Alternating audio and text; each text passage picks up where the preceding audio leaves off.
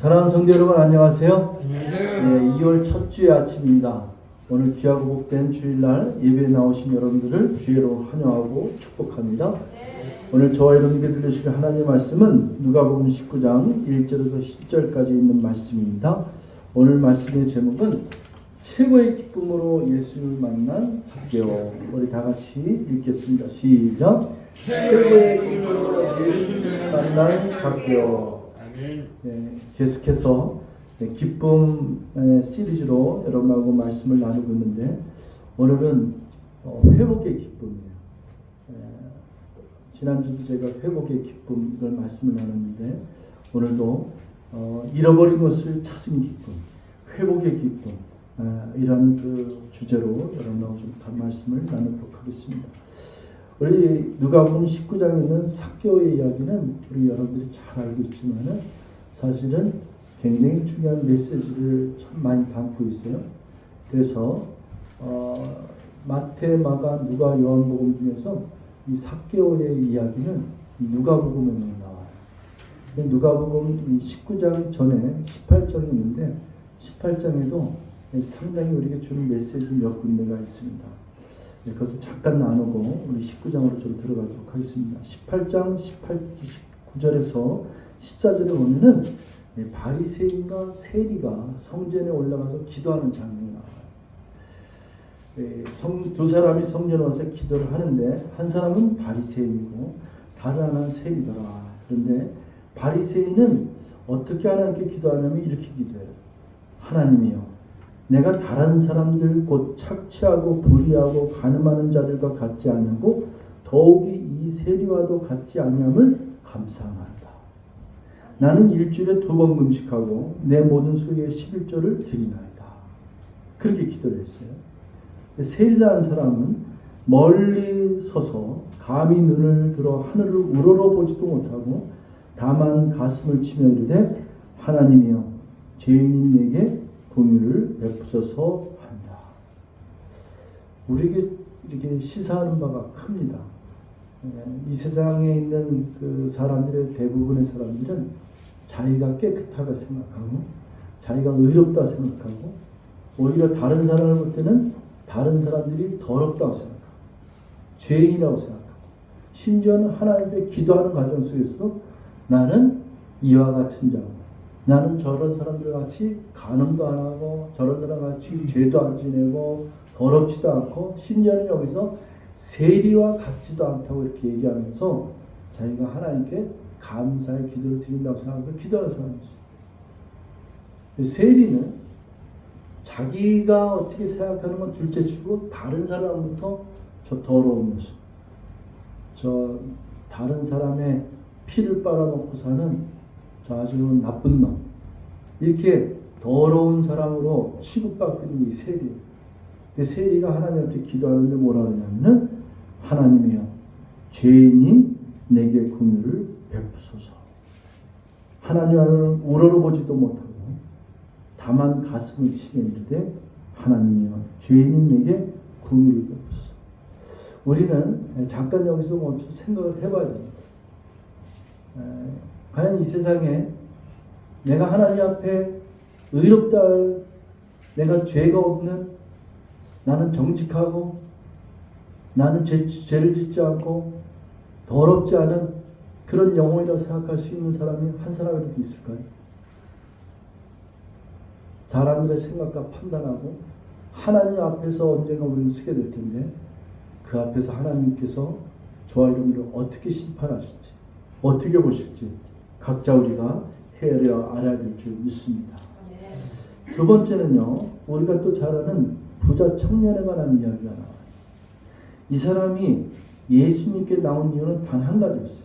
이 사람은 이 땅에서 부족한 것이 없어요. 가질 걸 다 갖고 있었어요.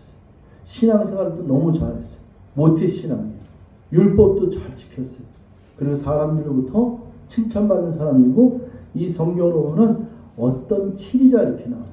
그러니까 존경받는 사람이요, 치리자요, 관리자요, 지도자인 사람인데 이 사람이 예수님께 나온 하나의 목적은 딱 하나였어요. 선생님이요, 내가 어찌하여 영생을 얻으리까. 땅에 있는 것은 부족함이 없단 말이에요. 육적으로는 부족한 게 없어요. 존경도 받고, 그리고 많은 사람부터 사랑도 받고, 가진 재물도 많고, 할 일도 많고, 그리고 신앙생활도 잘하고, 어렸을 때부터 계명도 지키고, 너무 아주 훌륭한 사람. 근데 이 사람이 갈급하는 목마름이 뭐냐면은 영생이에요. 어떻게 해야지 내가 영원히 살 수 있습니까? 나 여기서 이 땅에서는 참 남부럽지 않게 누릴 거 다 누리면서 사는데, 부족함 없이 사는데, 내가 과연 죽은 다음에 나는 어디로 갑니까? 이대로 끝나는 겁니까? 분명히 나이 들다가 언젠가는 나에게도 죽음이 비수와 같이 나한테 꽂힐 텐데, 내가 이 죽은 뒤에는 나는 어디로 갑니까? 사람은 죽어야 됩니까? 영원히 살 수 있는 건 없습니까? 이런 그 갈급함이 이 사람이 있었고 예수님께 나온 거예요. 내가 어떻게 해야 그 영생을 얻으릴까? 예수님께서 이에게 아주 말씀을 정확하게 얘기했어요. 내가 명령들을 안 하니 네가 영생을 얻으려면 율법을 다 지켜야 되는데, 명령들 아니 곧 간음하지 말라, 살인하지 말라, 도둑질하지 말라, 거짓 증언하지 말라, 내 아버지 어머니를 공경하라 하였느니라. 이때 이 청년이 하는 얘기가, 그가 이르되 이 모든 것은 내가 어려서부터 다 지켰나이다. 이제 예수님께서 이것들을 들으시고 그 얘기를 하시되, 내게 아직도 한 가지 부족한 것이 있으니, 그래, 이 얘기는 다 잘하는 거 알고 있다. 너 뭐 10가지 20가지든 간에 다 잘한다. 근데 딱 한 가지가 부족한 것이 있는데, 내가 가진 것을 다 팔아 가난한 자들에게 나누어주라. 그리하면 하늘에서 내게 보화가 있으리라. 그리고 와서 나를 따르라. 그런데 이 예수님이 이 자에게 요구하는 것이 그렇게 어려운 것 같지만 그렇지가 않아요. 부자고 또 이 사람이 가진 재물이 많기 때문에 그걸 다 팔아 가난한 자에게 나눠주라 하는 말은 사람들의 입장에서 생각할 때는 어려운 거예요. 아니 내가 어떻게 돈을 벌었고 어떻게 내가 재산을 했는데 이걸 또 다 팔아다가 가난한 자들에게 나눠주자고 하냐고. 이거는 세상 사람의 기준과 땅에 있는 것의 기준을 보면은 어려운 거예요. 그런데 믿음이 있는 자는 하나도 어려운 거예요. 거기다 조건이, 내가 타박하며 그리하면, 내가 만약에 그렇게 하면은 내가 정말로 죽어서 영생이라고 하는 그것을 갈급하는데, 그 하늘나라에 내가 그 영생 복락을 누릴 수 있는 그 하늘나라에 가면은 내게 보화가 많으리라 이렇게 되어 있어요. 그러니까 이 조건이 나쁜 게 아니에요. 네가 그렇게 하면 조건이잖아요. 그렇게 하면은 그거는 다 없어지는 것이 아니라 나눠줘 끝나는 게 아니라, 그리하면 네 보화가 어떻게 해요? 쇠하지도 않고 곰팡이도 쓸지 않고 하늘나라에 쌓아둘 것이 많은 그곳에 네 보화가 많으리라. 그래서 네 보물을 하늘에 쌓아두라. 그것은 곰팡이도 쓸지 않고 그것은 쇠하지도 않는 영원한 것이라고 했어요. 사실은 믿음이 있는 자에게는 축복의 메시지예요. 주님이 하시는 말씀, 예수님이 하시는 말씀이 믿음이 있는 자에게는 기뻐서 반응해야 될 거예요.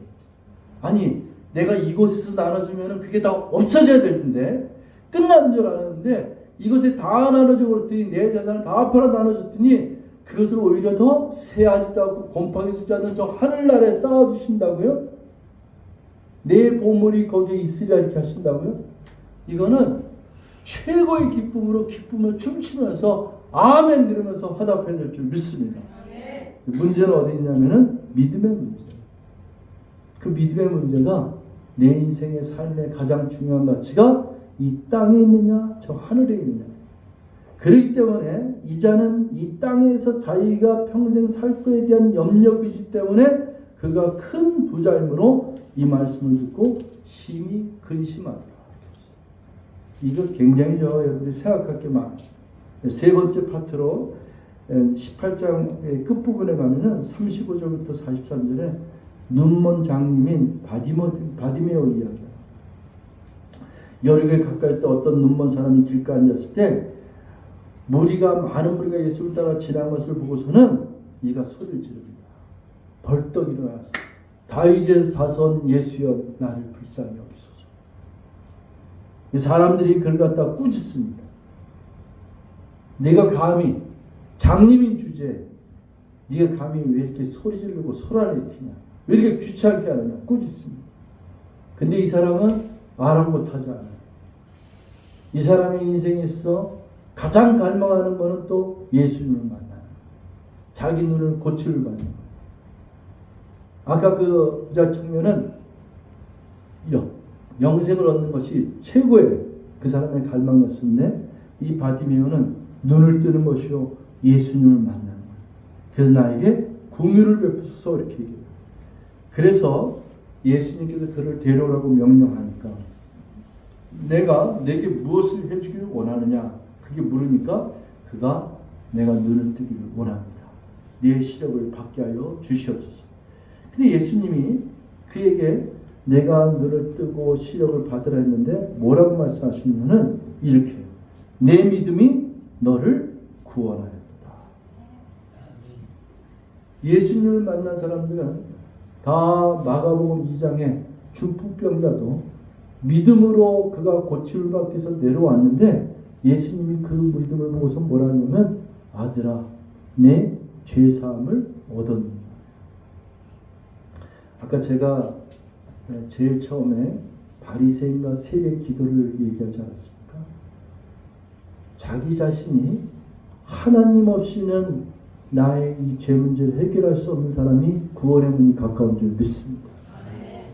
내가 죄인인 것을 깨닫고 내가 이 땅에 있는 어떤 재물로도 어떤 의로도 어떤 율법 행위로도 내가 선한 행위로도 계명을 지키는 행위로도 구원에 이룰 수 없는, 하나님 나라에 들어갈 수 없는, 영영이 멸망의 길로 지옥불로 떨어질 수밖에 없는 그 신분이라는 것을 깨닫는 사람이 구원의 문이 가까운 줄 믿습니다. 그것이 있는 자만이 나는 소망이 없습니다. 이 땅에서 예수님밖에 소망이 없습니다. 주님을 갈망하여 다윗의 자손 예수여 나를 불쌍히 여겨 주시옵소서 하고 주님을 찾는 자만이 구원의 문이 가까운 줄 믿습니다. 그래서 끝절에 보면은 그 시력을 받고 하나님께 찬양을 돌며 그분을 따르매 그 즉시 예수님을 따르는 제자가 되고 있어요. 온 백성이 그것을 보고 하나님께 찬양을 드립니다. 자, 이제 19장으로 넘어가겠습니다. 그래서 예수님께서 여리고로 들어가 지나가시더라. 이때는 예수님 혼자 가는 게 아니에요. 18장 마지막 절에 보면은 이제 많은 사람들이, 특히 바디메오를 포함해서 많은 사람들이 예수를 따라서 여리고로 지나가 들어가는 거예요. 그때 2절에 보라 거기에 누가 있었냐면 삭개오라는 사람이 있으니 그는 세리들 중에 우두머리요 또 부자라. 세리들 중에 우두머리예요. 아까 세리라고 얘기했는데 세리들 중에 우두머리니까 세리장, 세무서장이 아니에요. 굉장히 높은 직입니다. 특히 빌립보 가이사라든지 예루살렘 여리고에 이 세무서들이 다 있었는데 그 중에 탑 클래스에 되는 가장 그 명망이 높은 것이 이 여리고예요.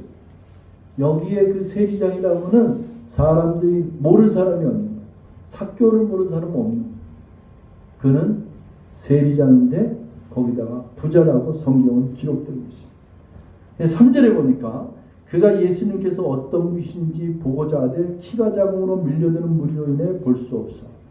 그가 예수님께서 어떤 분이신지 보고자 하되, 여기서 보고자 하되는 그냥 갑자기 충동이 일어나서 사람들이 지나간다, 예수님이 지나간다, 충동이 일어나서 보려고 하는 그게 아니에요. 여기서 삭개오가 보고자 하는 것은 예수님의 소문을 들은 순간서부터 지금까지 어떤 방법이 있든 간에 나는 예수님을 보기를 원한다. 예수님을 보고 싶어하는 그 갈망함이 이에게는 보고자 원하되, 보고자 원하는데 가려는 장애물이 많다는 거예요. 어떤 분인지 보고자 하되 그에게는 단점이 있는데 키가 작아. 많은 무리가 있다 그러면은 그 무리를 갖다 넘어서 볼 수 있는 키가 작은 거. 또 너무 많은 사람들이 있기 때문에 뚫고 들어갈 수 없어. 키도 작은데 뚫고 들어갈 수가 없으니까 내가 예수님을 보고자 하는 그 마음을 이것을 달성할 수가 없는 거예요. 그는 거기서 멈추지 않습니다. 마가복음 2장에 나오는 중풍병자가 지붕을 뚫고 예수를 만나러 가는 것처럼 이도 마찬가지로 예수님을 만나려고 하는 그 열망과 갈망 속에서 그분을 보려고 뽕나무에 올라가니 이는 그분께서 그 길을 지나가시게 되었기 때문이더라. 이렇게 얘기합니다. 이 갈망. 여러분, 이 앞에 나와 있는 부자하고 이 사람이 있는 부자, 19장에 나오는 부자는 다 사실은 똑같이 갈망하는 모습. 진리를 찾고자, 예수님을 만나고자, 영생을 찾고자, 뭔가 구원을 얻고자, 내 인생의 가장 큰 문제를 갖다 해결하고자 주님께 나가는 그 갈망은 똑같다. 참 훌륭해요. 오늘날 세리장인데 오늘날 국세청 나이는 이런 사람들이 예수를 갖다가 콧바퀴도 안 낄 거예요. 요즘 같은 시대는 교회, 기독교, 개독교라고 욕하는 이 시대 속에서 하나님을 찾으려고 교회 가서 예배 드린다? 콧바퀴도 안 낄 거예요. 저는 이 18장, 19장에 나오는 이 사람들은 훌륭한 사람들. 최소한도 이 사람들의 태도는 그 갈망함을 쫓는 마음, 나의 문제를 해결하려고 하는 그 갈급함, 목마름, 이거를 해결하기 위해서 하나님 앞에 나오는 이 모습은 아주 훌륭한 모습. 그런데도 우리는 여기서 중요한 교훈을 깨닫습니다. 이 삭개오는 똑같은 갈망으로 뽕나무에 올라가서 예수님을 보기 위해서, 예수님을 만나기 위해서 올라갔어요. 5절에 보니까 예수님께서 그곳에 이르사 위를 보고 그를 보며 이르시되 삭개오야 속히 내려오라 오늘 내가 반드시 내 집에 머물러야 하겠노라 하시니. 저는 여기서 참 놀랍지 않습니까? 저와 여러분들이 잠깐 삭개오로 돌아가 봅시다. 아마 우리는 우리의 인생의 문제 가운데, 나의 상황과 사정 가운데 아무도 알 수 없고 우여곡절한 그런 사연을 가지고, 사람들에게는 말 못할 사연을 가지고, 어떻게 하면 내 이 마음을 하나님께서 만져줄 수 있을까? 아니면 울면서 토라면서 기도할까? 주님, 내 인생의 처지가 이렇습니다. 내 문제가 이렇습니다. 나는 당신 없이는 살 수 없다는 심령으로 하나님 앞에 나올 수도 있어요. 다른 사람 앞에 얘기도 못하고 해결할 방법이 없고 그 갈급한 심령에 하나님 앞에 나올 수도 있어요. 근데 여러분, 하나님이 갑자기 제 이름을 부르십니다. 삭개오야 부르는 순간에 하나님은 나는 너의 모든 것을 다 안다. 나는 내가 어디서 태어났으며 어디에부터 왔으며 네가 어떤 길을 걷고 있었으며 네가 어떤 칠 같은 터널을 통과하고 있었으며 내가 가슴에 안고 있는 내 머릿속에 내 심령 가운데 범민하고 있는 것과 도저히 풀 수 없는 것을 끌고 안고서는 이곳에 나온 것을 나는 다 알고 있다. 삭개오야 하는 순간에 하나님이시구나. 이분은 메시아, 이분은 나를 구원하실 구원자시구나. 이분은 만왕의 왕 주의 주시구나. 이걸 깨닫는 순간인 줄 믿습니다. 속히 내려오라. 오늘 내가 반드시, 그것도 그냥이 아니야, 지나가다가 아니야, 내가 반드시 내 집에 머물러야 하겠노라. 주님이 말씀하십니다. 6절에 그가 속히 내려와 기쁘게 그분을 맞이하거늘. 이게 포인트. 그가 속히 내려오는데 기쁘게 그분을 맞이하는 거예요. 여러분, 이런 경우 있잖아요. 저 뒤에 누군가 아저씨가 앉아있어. 이 사람도 사연 많아. 근데 하도 교회 가보라 그래갖고 그냥 저렇게 앉아있어. 근데 제가 그 사람의 이름을 알아요. 부인한테 얘기 들었어요. 우리 남편 위해서 기도해 주세요. 그 남편의 이름이 아무아무기라고. 근데 제가 그분이 들어온 순간 아무개 형제님, 잘 오셨습니다. 이렇게 했을 때 두 가지 반응이 있을 수 있죠. 목사님 저를 알아보네. 기쁘고 반가울 수도 있는 거예요. 근데 망했다. 목사님 내 이름을 알고 있다. 조용히 슬쩍 앉혔다 가려고 하는데 삭개오도요. 이런 심정이 있을 수 있어요. 몰래. 아무도 몰래. 누구도 알아채지 못하게 딴 사람들은 날 더러운 피 빨아먹는 자로 생각하는데 이 뽕남에 숨어서 예수님이 지나가는 것만 얼굴만 한번 보려고 그랬었던 건데 내 이름을 부르다니 망했다 이렇게 생각할 수 있는 거죠. 삭개오는 이 갈망은 이 땅에 있는 중요한 가치를 깨닫는 사람의 기쁨인 줄 믿습니다. 이 기쁨은 주님, 나는 가진 것 다 있어도 땅에 있는 것으로는 이 세상적인 것으로는 나는 해결할 수 없습니다. 나의 갈급함을 해결할 수 없습니다. 그래서 당신이 필요해서 당신을 만나기 위해서 당신이 그리워서 이 갈급함으로 나왔습니다. 근데 나의 이름을 불러주시다니 나를 알아채시다니 그리고 우리 집에 머물겠다고 이보다 큰 기쁨은 없어요. 최고의 기쁨입니다. 그래서 내려오는 것도 어떻게 내려요? 빨리 석히 내려오는 것이에요. 그래서 7절에 보면은 다 사람들이 깜짝 놀라요. 그들이 그것을 보고 모두 수군거리며 이르되 그가 예수님이 죄인인 저 사람의 손님이 되려고 들어갔도다. 그 삭개오의 집에 들어가는 모습을 보고서는 저가 죄인의 그 소리를 그 집으로 들어갔도다. 그렇게 하죠. 8절 말씀 우리 다 같이 한번 읽겠습니다. 8절에 시작. 삭개오가 서서 주께 이르되 주여 보소서 내가 내 재물의 절반을 가난한 사람들에게 주리사오며 만일 내가 가진 고소하여 어떤 사람에게서 이르게 하였으면 내게 네 배로 갚겠나이다. 우리는요 교회 다니는 크리스찬 예수를 믿는 사람 뭐 이단 캐톨릭 다 포함해서 우리는 두 부류를 만나요. 이건 여기 계신 전하 여러분 똑같은 질문이에요. 교회를 다니고 예수를 만나고 신앙생활을 해요. 우리는 예수를 만나기 전하고 예수를 만난 후하고 반드시 달라야 될 위치에 있는 사람인 줄 믿습니다.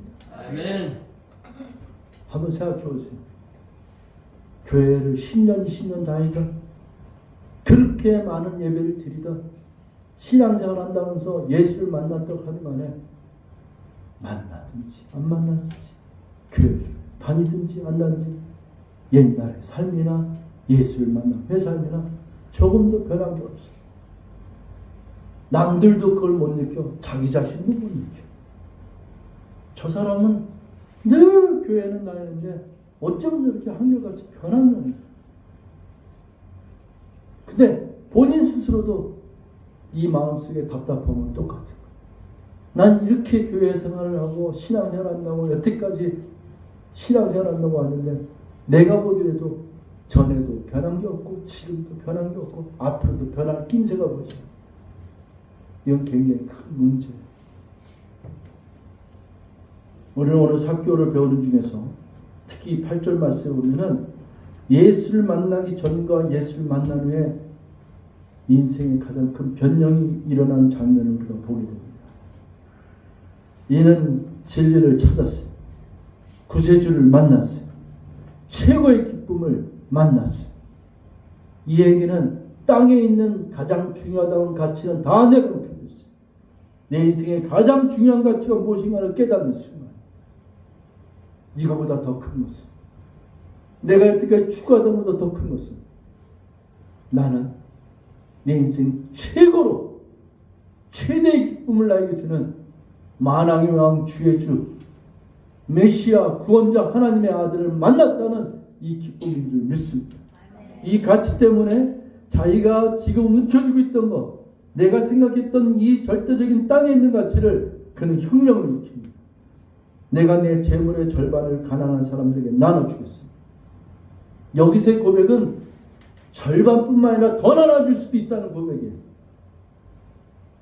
이것을 다 안 안아주겠으며 만일 내가 거짓 고소하며 내가 돈을 찾기 위해서 다른 사람을 사기치며 거짓말로 하며 그들의 재물을 더 빼앗은 것이 있다면 4배로 갚겠나이다고 이렇게 선포합니다. 누가복음 18장에 나오는 부자하고 19장에 나오는 부자는 다 훌륭한 사람이라고 했어요. 다 태도가 좋은 사람이에요. 어떻게 보면 신앙생활도 잘하는 사람들이에요. 그런데 이 사람은 18장에 나온 이 사람은 다 좋은데 내 목숨이라도 바꿀 수 있는 내 땅에 있는 그 어떤 것도 바꿀래야 바꿀 수 없는, 찾을래야 찾을 수 없는 가장 중요한 가치를 놓친 거예요. 땅에 있는 거 다 갖고 있어도 내가 가지고 있는 재물 하나도 손상이 안 되는 걸 보존시킨다 해도 내가 죽으면 정말로 이 보물과 같은 영생의 복을 어디서 찾겠어요? 가장 중요한 가치를 놓쳐버리는 거예요. 내 사개오는 내가 있는 것 절반 이상이나 또 4배로 갚으면서 다 떠나준다 할지라도 나는 최고로 기쁠 수밖에 없는 것은 내가 예수를 만났기 때문에 내 인생의 가장 중요한 가치를 찾았기 때문에 나는 행복한 자요 축복의 자라고 이렇게 말하는 것이 이 장면인 줄 믿습니다. 그때 예수님께서 선포합니다.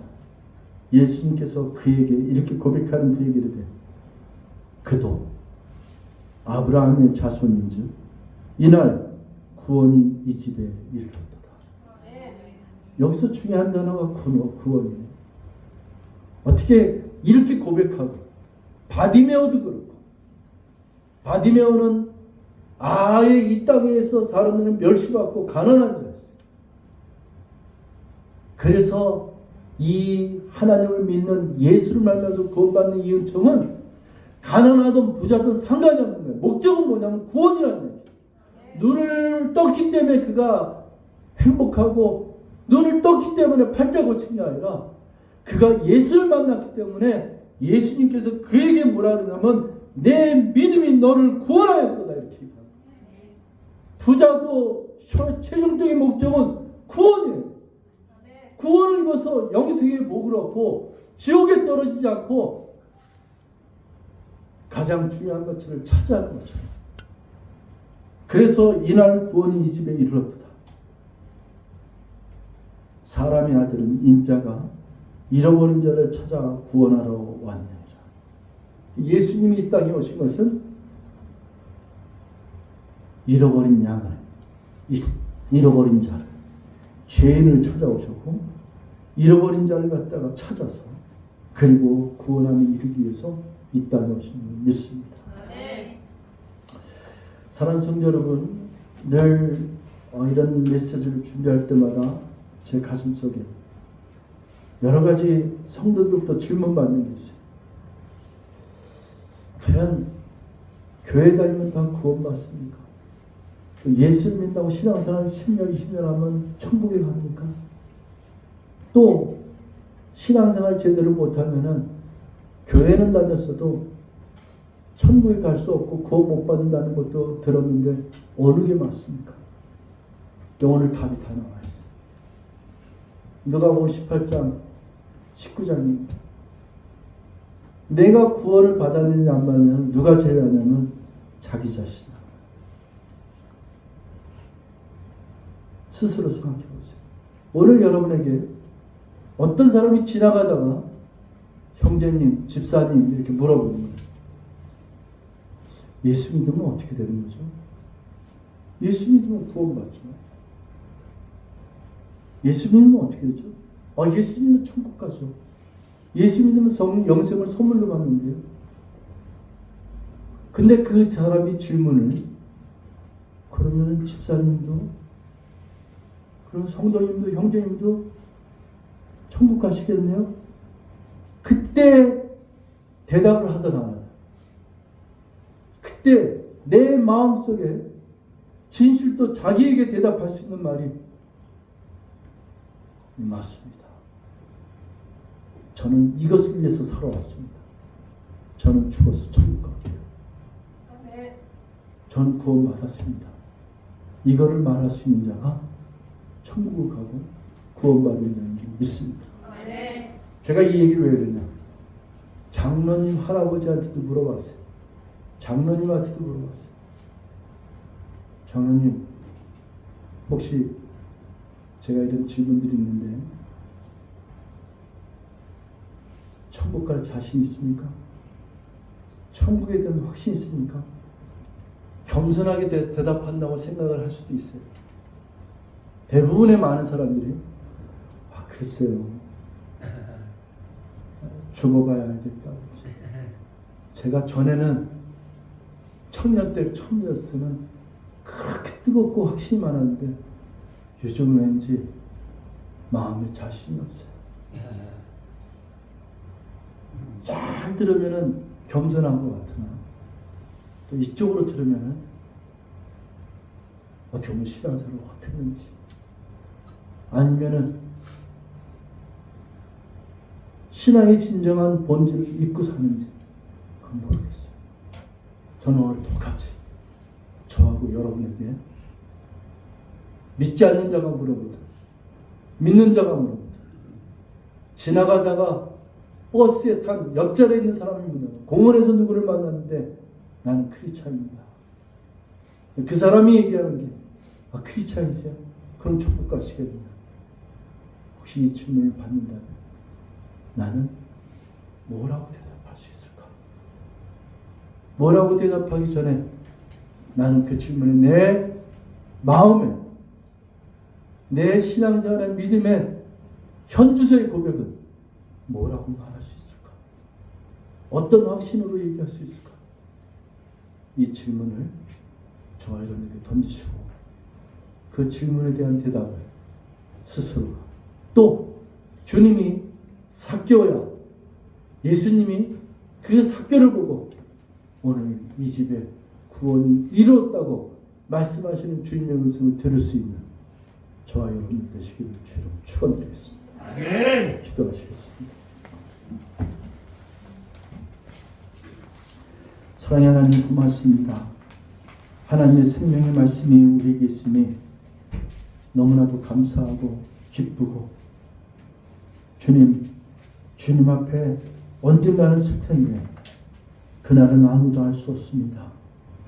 혹밤에 혹낮에 내 인생의 어떤 순간이 올지 아무도 모르는데 언젠가는 그날이 주님 앞에 서는 날이 있는데 하나님 오늘 나의 믿음의 고백이 그날을 보증하게 도와주시옵소서.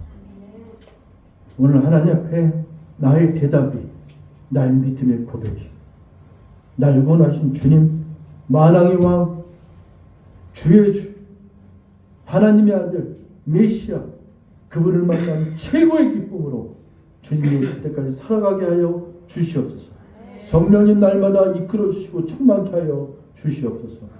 감사드리고 예수님의 이름으로 기도했습니다. 아멘.